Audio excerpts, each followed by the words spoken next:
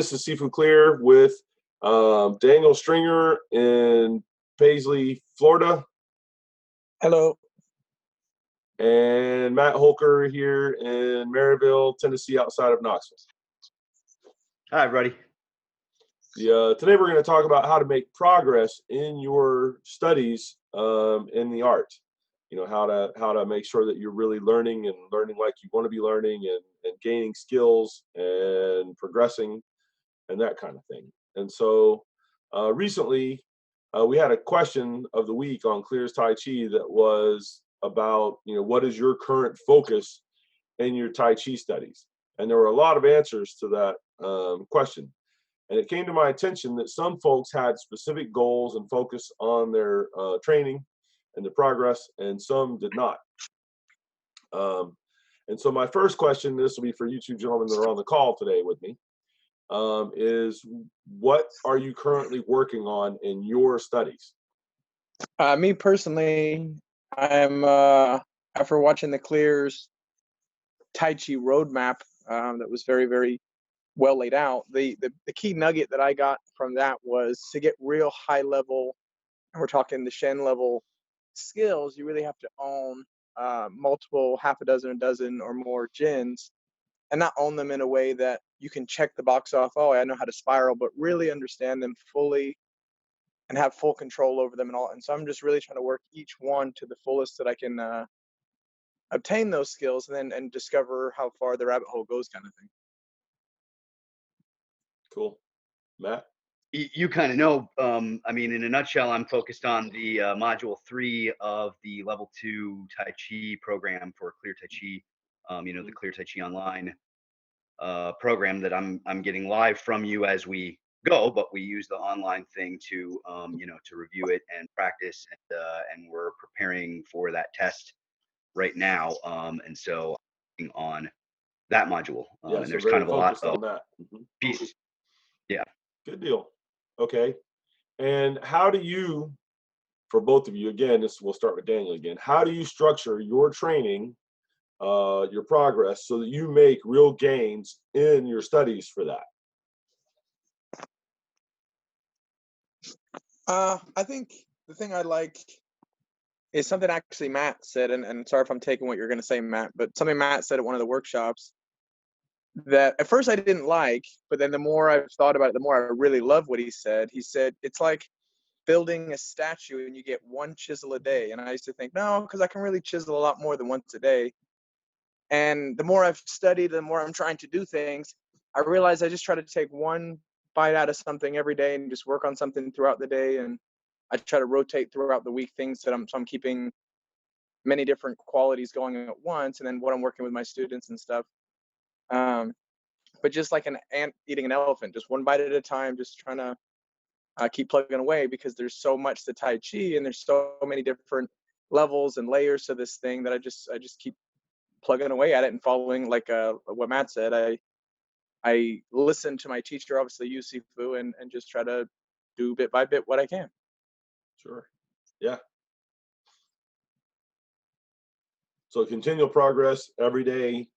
You do something, and then obviously if you had more time and more ability, maybe you work on more than one thing in a day, but every day, even if you just do it for a little bit, that you're doing something. So yeah, I like that. And that way you are making the continual good progress. And even like at work, if I'm, I cut meat for a living, and so I stand for long hours, and there's different things I can learn to release, and I can work different skills while I'm working. So it becomes running in the background throughout the day as well. So that's a key point, I think. Cool. Matt? Yeah. I well, you know, obviously that's my kind of philosophy on things too. Daniel, you got that from me. But the one thing that I will add to that is that it is important to make time to maintain other skills and build, you know, along the way. Even though you may have a skill set that you're not really focused on anymore, doesn't mean that it doesn't need a little bit of time and attention along the way. And so putting, you know, having a routine that I do every day, and that routine may change over time, but for a window of time, it's kind of the same stuff that I do every day, that I just make a point to make sure that I get all that stuff in. And I try to do it kind of as much as possible in like a training session. But there's so much to Tai Chi, like you said, Daniel. And I hope everybody kind of out there kind of knows that already, is that it is such a deep, vast art that you really can be thinking about it and working on it all day long. Like, like when you're cutting meat, not that I do that all the time, but Daniel, that's what you do for a living. And so, I do Tai Chi for a living, and I do this for a living, so I have that advantage. But it doesn't mean that I'm doing it 24/7. I go out to the grocery store, and I go out to the shopping. I go out shopping. I go out to the mall. I go out to the bookstore. I go out to dinner. I go places and I do things, and I'm not like necessarily thinking and focused about Tai Chi all the time. But I make a point to, when I'm sitting there, am I in good structure? Am I as relaxed as I could be? Am I as aligned as I could be? Am I holding any inappropriate tension? And just checking in throughout the day and making sure that I'm keeping all the good stuff that I've been working on. And so that's the only thing that I'll add. Cool. I find that I have to choose an item to work or focus on, and that I have to put time and effort into that study and practice, and that I basically choose it. And then there are other things that I go throughout a day that I'm doing that are just things that I've kind of built in over time, or that I'm standing in line and I'm going, well, okay, I'll do things that are maintenance type things, like maybe doing Wu Chi while I'm standing, and not in a way that's noticeable to anybody, but to where I'm getting that good internal work, that kind of thing, that I'll ting and work on that skill in all kinds of situations, from driving to, so I won't just be in my car looking out the windows. I'll actually feel out as well. I'll make sure that my alignment, my structure are good, that I'm relaxing and releasing while I'm in these kind of things. And yet I do take specific skills that are higher level skill, whatever I'm working on, and I'll take it and really make sure I put dedicated time into that until I've really got it like I want it. And it depends. I tend to become a little bit obsessive sometimes. If I've got something specific I'm working on, I'll do it for literally hours throughout the day, every day, until I feel like until I've really got it going on. Anyways, I work with the material. I work to do it more. I work to do it with more volume. I look to build endurance with it, to actually be able to sustain that skill longer and in more kinds and different kinds of situations, and while I'm doing different things. I work the skills to be able to do them faster. I look at the speed of the movement itself. Can I if I'm moving along with it, certainly on the internal, but externally as well. And let's say I'm moving at this speed, well, can I go double that, 5 times that, 10 times that, 20 times that, 100 times that? The idea that and then can I make that faster, smoother, quicker? And then the suddenness, so from not doing it to I'm doing it, how much can I reduce that time, in terms of if it takes me a quarter of a second or half a second when I'm doing it at first to turn it on, or a couple seconds to turn it on at first, can I reduce that to a second, or half a second, or a quarter of a second, or a tenth of a second, or 1/50th or 1/100th of a second? Can I do it, just so instantly that as soon as it crosses my mind that I really want to do that, but obviously that kind of quick for that, that I'm doing it, the suddenness of it. I work on the speed and the volume together. I work on the versatility of it, a functional skill. First, my hands, then can I do it from anywhere on my body combined, and then anywhere on my body by itself, and combined with other things, and then combining it with other things. And then I pressure test it. How does it work against, this and that and the other thing, X, Y, Z, faster and stronger and better and more comprehensively, and all of that. And so I really work to flesh it out to the point where it's a skill that it either becomes very automatic while I'm doing other things, and that even if I wanted it, as soon as the thought crosses my mind of, like, let's say I wanted to do spiral, and I'm already doing spirals because my body automatically responds to the thought of, hey, I want that. Because it's so built in when it's a skill like that. That's the kind of time and effort and different kinds of work that I put into it. And so I'm gonna let you guys add to anything that you might have for that. Daniel, we'll start with you. No, I mean, I think you said that really well, and I think that's the one of the things that I always try to challenge my students is don't, and I really learned this from you. I mean, I got this from my kung fu background as well, but the way you articulated it really has changed the way I train. Is not to be worried about checking boxes off, like, oh, I've got spirals, but really enjoy the polishing of the art, and really just the discovery, because there's layers to this thing. Even with waves, I mean, there's things you can do with waves, and then I might be working on it for 6 months, and I might see you again, and you're like, yeah, well, look, but then feel this like next level of it. And it's like, well, I don't think I would have ever even thought of that. And it just keeps pushing and pushing and pushing. And I think the mindset of most people, maybe it's a Western mindset, I don't know, is, okay, I know how to do waves. I can do a couple waves, or I can do a couple of spirals, or I have some kind of root depth, or I have some kind of E skills, or whatever the thing we're talking about. And they feel like they've checked off the box. And because they test it against people that don't have anything, they feel like they've got this great thing. But the truth of Tai Chi and what you've really put out there is that this is so much more refined, even than sometimes we think is possible. So I just would say that it's absolutely what you're saying, and you just got to keep working and working and working. Yeah, there's, like with math or English, you can do that at a kindergarten level or a first grade level, but you could do it at a fifth or sixth grade level. You could do it at a high school level. You could do it at a college level, like bachelor's degree. You could do it at a master's level. You could do it at a doctorate level. And the goal, like you say, a lot of people, what they do with the skills is they get it going on where they're in grade school, like for kindergarten, first, second, third grade. And because they've got some, they assume that that's the thing, and they don't build it. They don't build, or even if they build it, they maybe they end up in the third or fourth grade, and they don't realize to go into junior high and high school and the college and to advanced degree and all of that stuff, and they don't really get the idea that you'll take it that far. And most people that I have encountered that are training that have it the other way, which is most folks, not everybody, but most people, they really have a reaction to the idea that you would take it that much further, and they go, that's kind of extreme. And it's like, no, it's like math or English.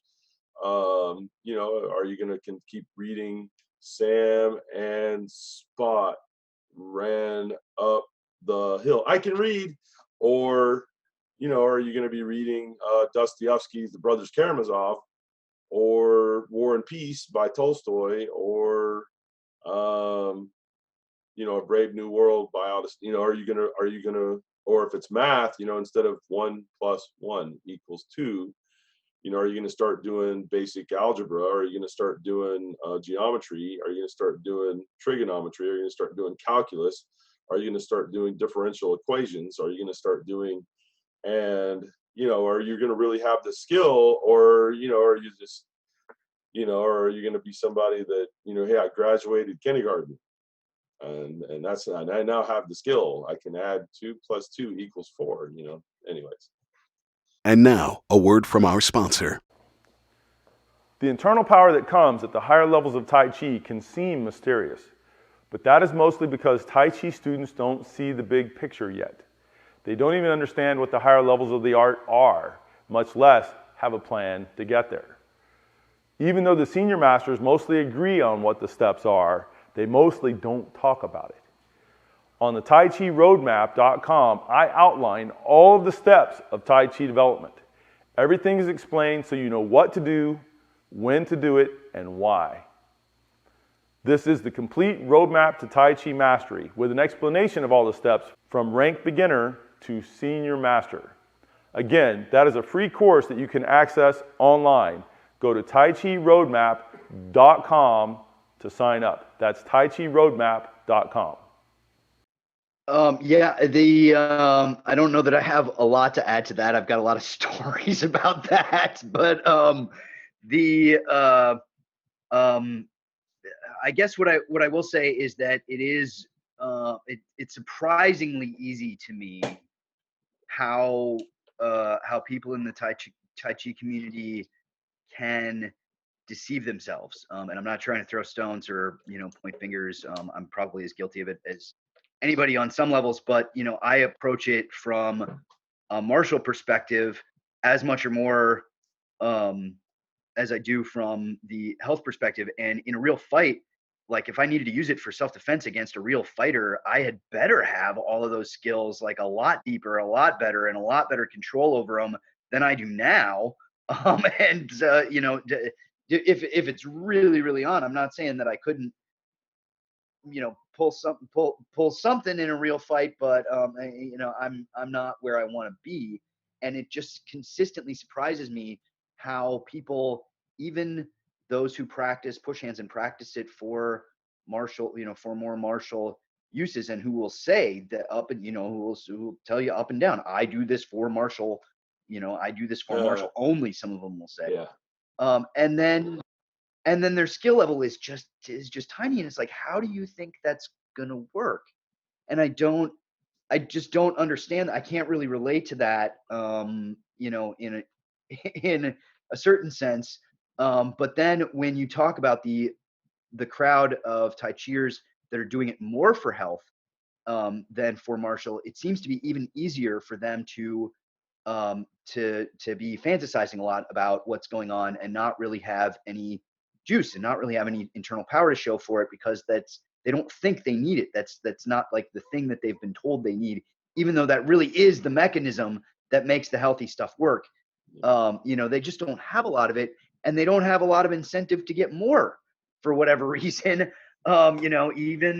Even people that we've seen who get, old and sick and really unhealthy and like on the verge of death, like, yeah, you should probably improve your Tai Chi a little bit and get that stuff that you've been training going on, so you can get the benefits of it. Get actual good just structure. Don't want to do it. Yeah, get good actual relaxation, like internal relax release. Lose the tension.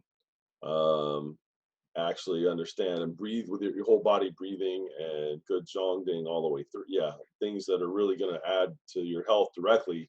And if you've got that at the first grade level, it's better than not having it at all, but it's not at a level where it's doing profound things yet. Same thing with like rooting. If your root is just that far below the ground, okay, you've got some rooting. It'll give you a better advantage than if you didn't have any, but it's first grade rooting. It's not going to make that difference. Rooting it at the high school level is going to have noticeable heaviness to it when you touch or hit something.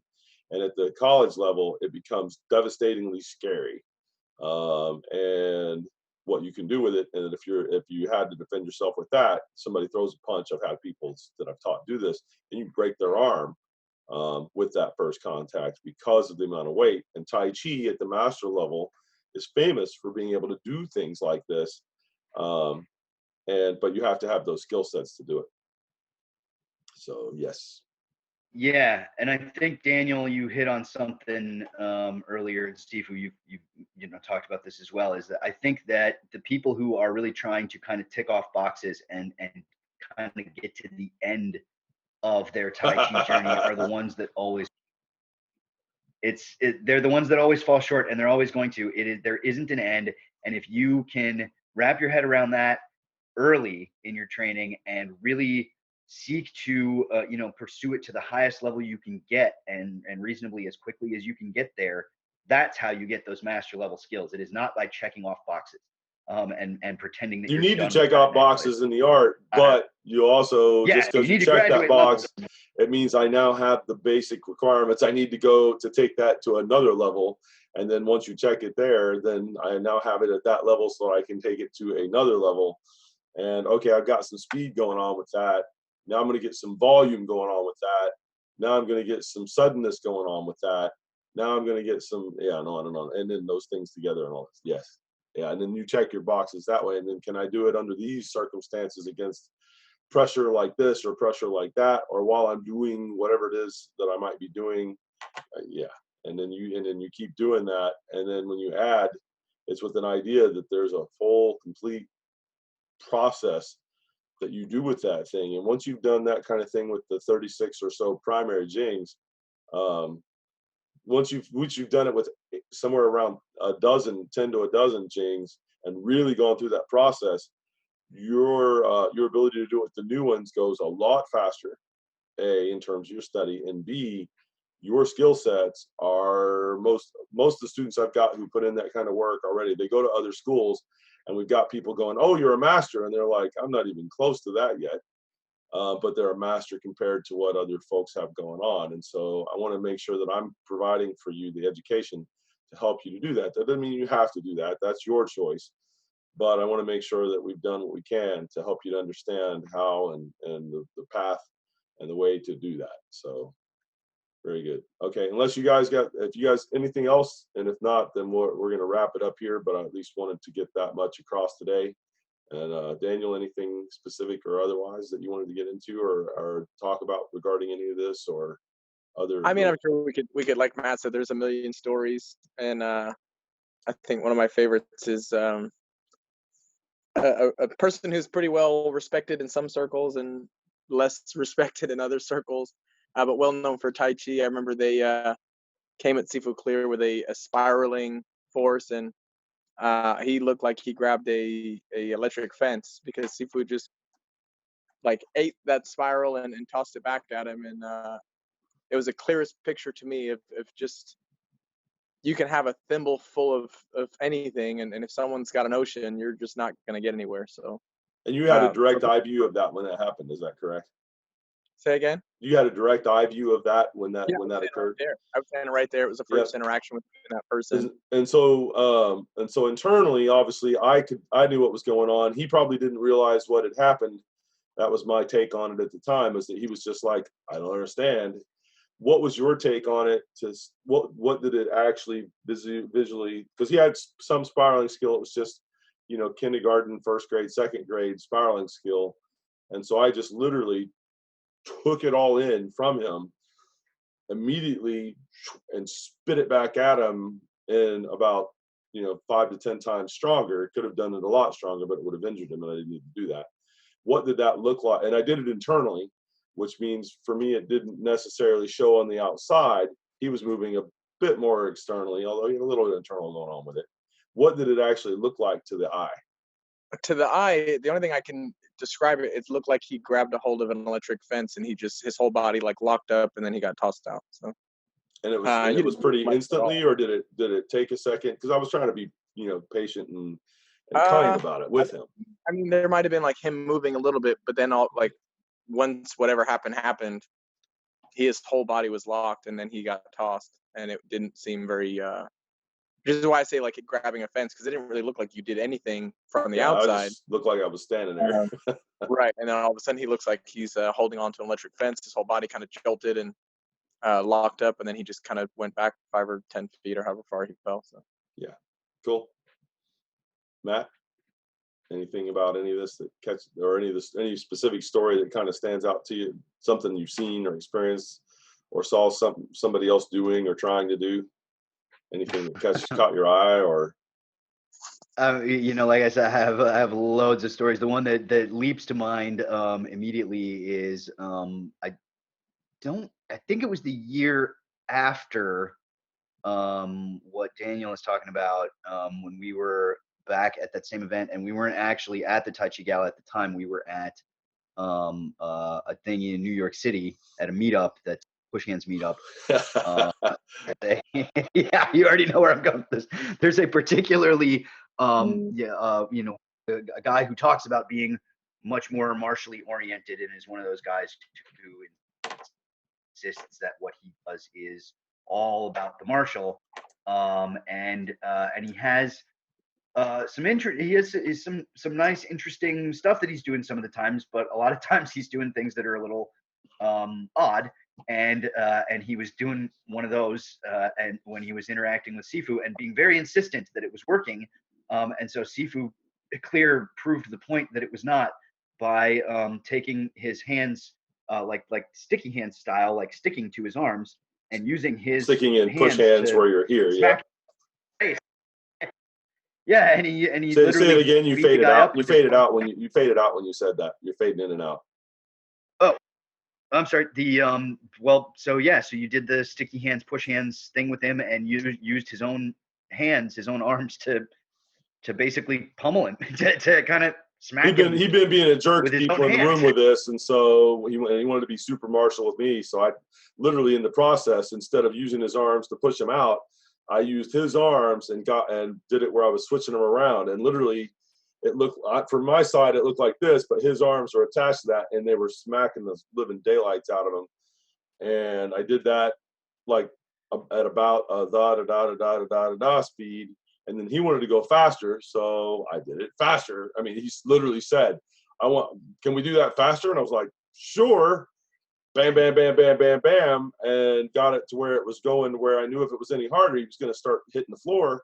And then he wanted to speed it up again. And I was like, look, at that point, I'd probably cleared 100 times of smacking him with his own hands, him unable to stop it. And I was like, I'm at like a low cruising speed right now. I can 10 times this. I can tell you can't. And so, no, I'm not going to do that. And he was like, no, I really want to do that. And I was like, I'm walking away from you now because I don't want to be responsible for hurting you like that. And that's it. And It was silly. What's that? It was quite silly. I said it was quite silly. The guy's reaction was. Yeah, I'm saying it's just stupidity. Disproportionate. So yeah, cool. Absolutely.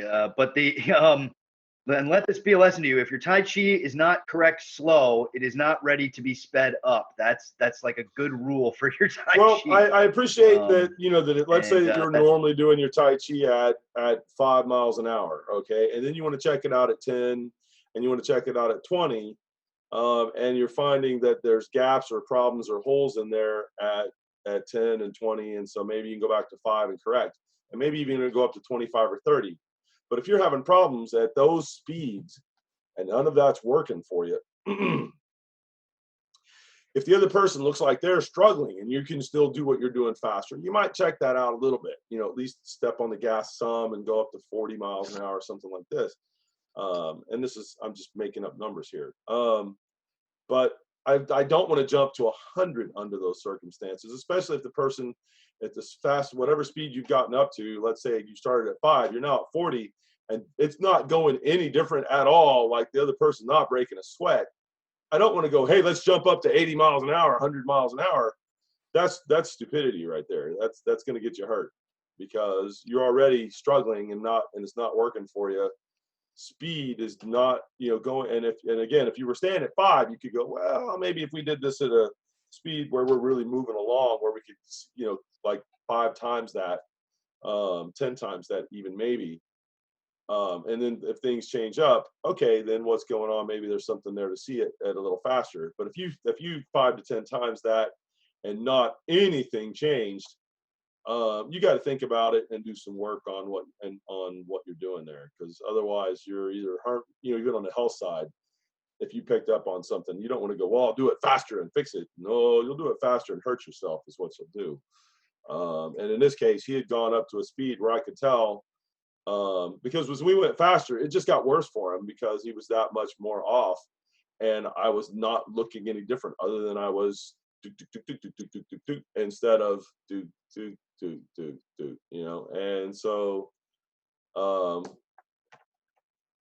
like to have obliged him on the speed, but it wasn't worth it to me to hurt him to find that out, or to show him, for him to find that out and for me to show him. It just wasn't worth it. And I thought it was indicative of how stupid the situation was for him to even want that. But anyways, enough about that. Like you said, there's all kinds of different situations and stuff. And hopefully when we meet you, we're not having any kind of interactions like those. I want you to get the art, and I want you to be able to grow in it. And if you follow the kind of advice we're talking about here, and certainly the Tai Chi roadmap is going to have more that's going to help you to understand things at levels and what you do for that. And I am happy to put hands on with you, and so are my other guys here and the other guys that aren't on the call today. We love to put hands on and love to work with you, and we'll help you to get insight into that progress on specific skills. If there's anything you want to know about, well, how do I take this skill or that skill and do that?